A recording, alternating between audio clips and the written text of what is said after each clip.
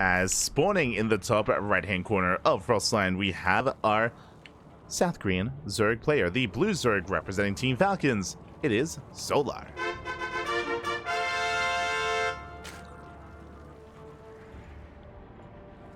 And spawning in the bottom left-hand corner, we have the yellow Protoss player from the land of the Netherlands, representing Shopify Rebellion. It is Harstem. And if you're in the chat, you know what time it is. It is Gamba time. Predictions are open. Place your bets on who you think will claim the series. Best of luck in the chat, as you can now get your Gamba going. As a reminder, this is a prediction for the series, not just for the singular map. And welcome to Frostline. And again, Frostline is one of the larger maps in the map pool. Is a larger map, that is true, but at the same time, there is a very wide open area here to attack the natural, likewise to attack the third base, and to attack the fourth base as well. We have seen many Protoss players struggle or attempt to and fail to defend on a 4-base economy here on Frostline, just because it is so difficult to do so. We saw over the weekend in KSL, players like Classic, players like Hero, their attempted solution was to just fully wall up with like cannons and shield batteries here, and just cannons and shield batteries here, just like a full line of cannons and shield batteries to help try to preserve these areas. The reason why you would have to do so is that there's just so many angles of attack here at the third and at the fourth base as well. Just really wide ramps, really open spaces. More importantly, this base here is isolated from the northern base as well. Like, they're very spread out, they're very far apart, and it can be difficult to rotate with these Zerg armies specifically. It's hard to keep up with the movements and be in position in time. And despite the walls and despite the cannons and shield batteries that we saw from both Hero and Classic in their respective PVZs, they were still broken. They were still torn apart. So we'll see how Harstem will approach this. Again, both Hero and Classic, they were going for more macro games, and they were building up to like a 4-base economy and settling in. We don't have to get there. We'll see. We shall see. As of now, we have a Stargate opener out of Harstem. Okay. Stargate into Oracle into standard opener. Likewise, Solar, hatch gas pool. Hatch gas pool into a third base. Pulls out of gas, gets link speed. So far, so good. So far, everything is looking as it should. Spreading that creep. And again, at least in years past, Harstem, his PvZ used to be very greedy. He used to go for much faster third bases, even before the first Oracle, even before the Stargate was done, and would try to cut corners. Looks like that isn't the case here, which I stand by. Like, again, it can be quite difficult already here on Frostline to defend. You don't want to make it even harder on yourself. But I know that Harstem, he's more willing to be more experimental with his play. Actually, was the last time that I casted Harstem back in DreamHack? I'm curious now. I've piqued my interest. Like, hold on, as it is going to be Oracle first. Sorry, I need to know this. Adepts is setting up Oracle as well. Hold on, I'm just going to our YouTube channel. As double Adept, it does threaten the shade. Oracle towards the natural. Queens are keeping up, and so far so good. Solar does deflect.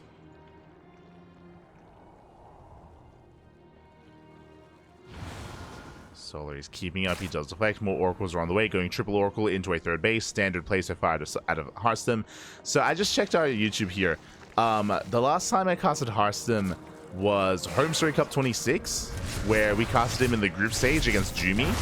We casted him at Alima League 235, where also we casted PvP against Zaun. We also casted him against Classic. True. When was the last time we casted Harstem against a Zerg player? That's what I want to know. Hold on. This was back in... Yeah, ESL Master Spring. Yeah, there we go. ESL Master Spring 2024. I believe that was DreamHack. Spring would be Dallas. Yeah. So... What I assumed. It's been a long time since we casted Harstem. Well, Harstem's PvZ, I should say. As we casted him against Lambo. Meanwhile, Double Adept does shade into the mineral line. Gets 1, gets 2, gets 3. Oh, 4 drones. Not bad. 4, 5 workers going down. Ay. This is getting out of hand already. But 2 Adepts, well worth it for Harstem. Behind this, saturating and fully setting up his own third. Lings, they attempt to engage. So far, no major surrounds. Harstem, he deflects. He gets damage done across the map. And these Lings, they just haven't found any value not yet. And they're out of position because here come the next wave of Adepts. Right into the mineral line. Solar, he's out of position. He's racing back home. And more drones are falling. It's going to be 6 worker kills so far. There's the recall. Ooh. Saves 2 Adepts. And Solar is going Ling into Hydra. Should be going for +1. Ooh. I was going to say +1 melee, but the Hydra's already on the way. So it could go into range upgrades instead. Regardless, Ling Hydra for Solar. He's skipping roaches. And Harstem, he's building up his forces. Once again, fanning out with a couple of Stalkers with Adepts. Applying pressure. Catching out active tumors.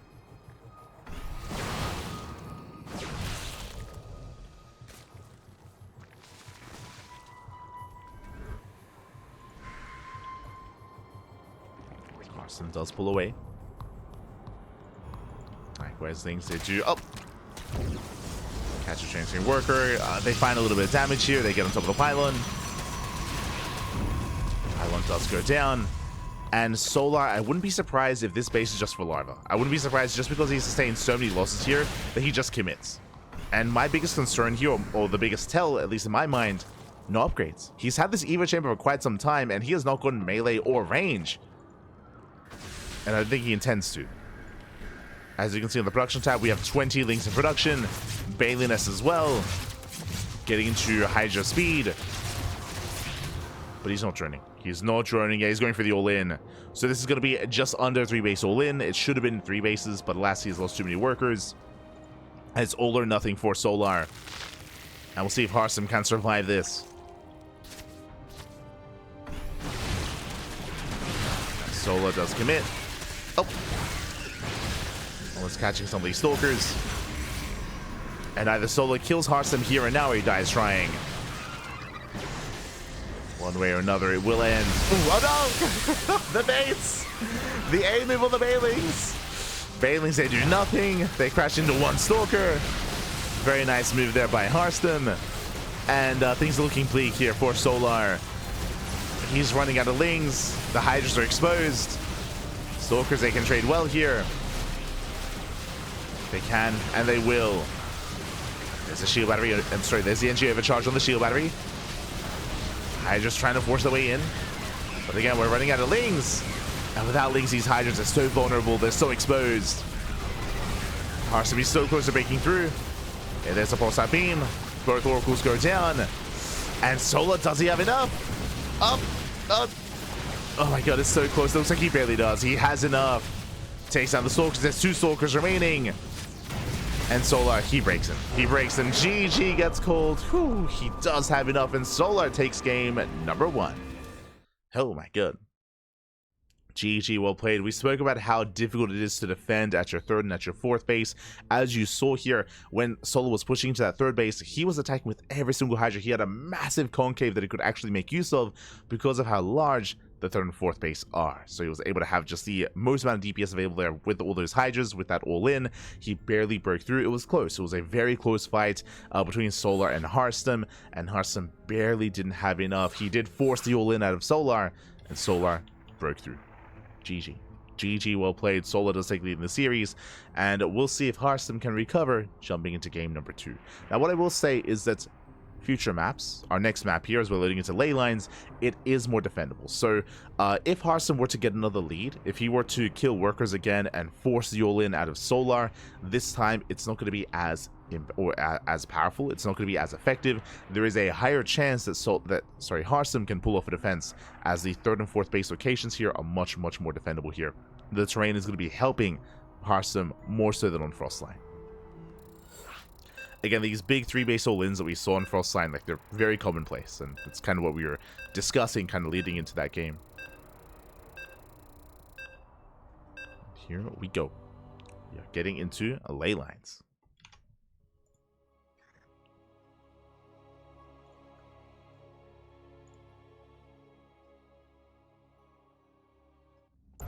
1 whole day out of a month. It's crazy. Oh my god. And spawning in the top right-hand corner of Leylines, we have the South Korean Zerg player, the Blue Zerg, representing Team Falcons, leading the series 1-0. It is Solar. And spawning in the bottom left-hand corner, we have as opponent, we have the Red Protoss player, the Red Protoss himself from the Netherlands, representing Shopify Rebellion. It is Harstem. Here we go. And welcome one all to Leylines. Again, when it comes to the third base, as you can see here, this time there's a much more narrow ramp coming into the third, so a defense can be constructed here that has a bigger advantage, has a concave that can work against the aggressing player.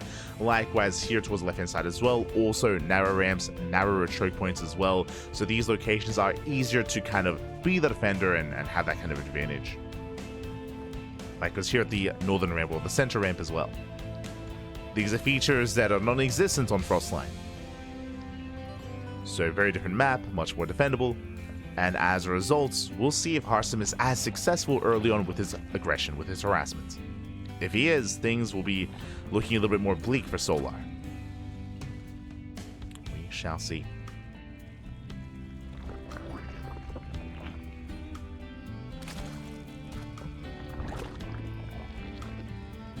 As for now, Harstem does go for a gate expand into Cybercore, standard opener out of our Red Protoss player. He's going for a standard opener.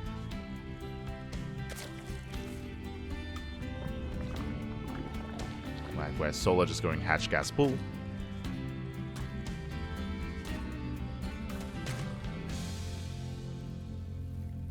And from here we can settle in.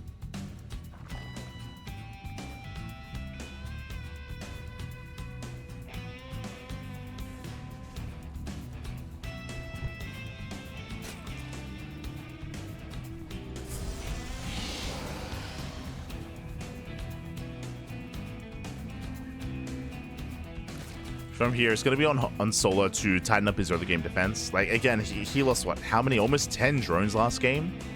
To the Adept harasses, to the Oracle harass. Like, it was borderline unacceptable. Like, it was so much damage. So much damage. So Solar, we need to tighten things up. We need to calm down. And lock in. There's a Stargate opener out of Harstem into Oracle. Likewise, building up his early Adepts. Moving out. And we'll see what Harstem can get done. So he does threaten the shade. Does threaten the shade towards the main. So far, Solar maintaining himself. So far is keeping up.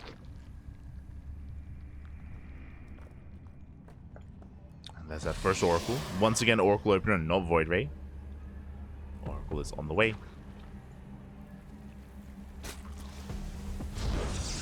There's the expand.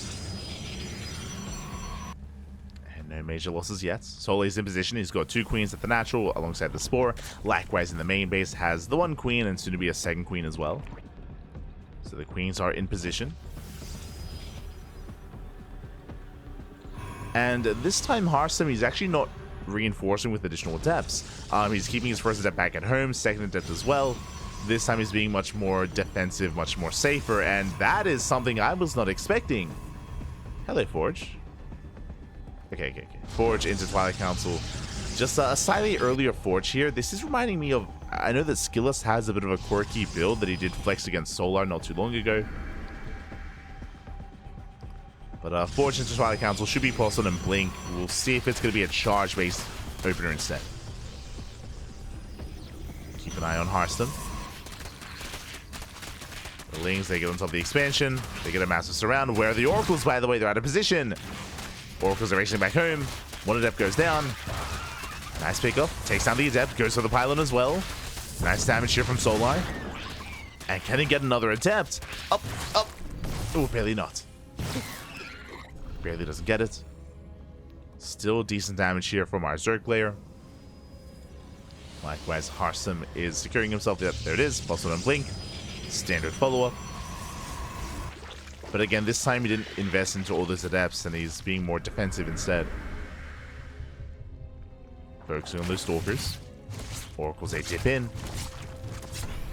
Solar is keeping up.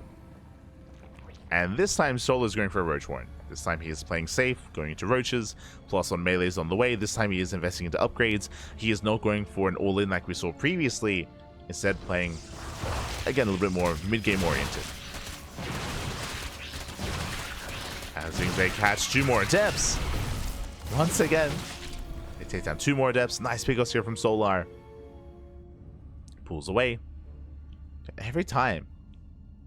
Got ley lines. Like, do you see this? Every time. It's just like a graphical glitch in the map. Jesus. One day. One day it'll be fixed. Things they pick in. Up.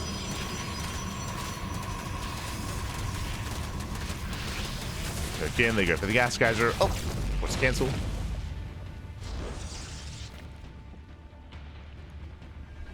Not bad.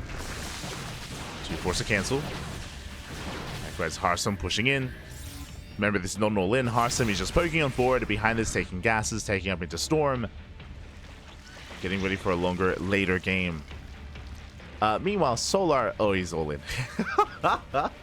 So...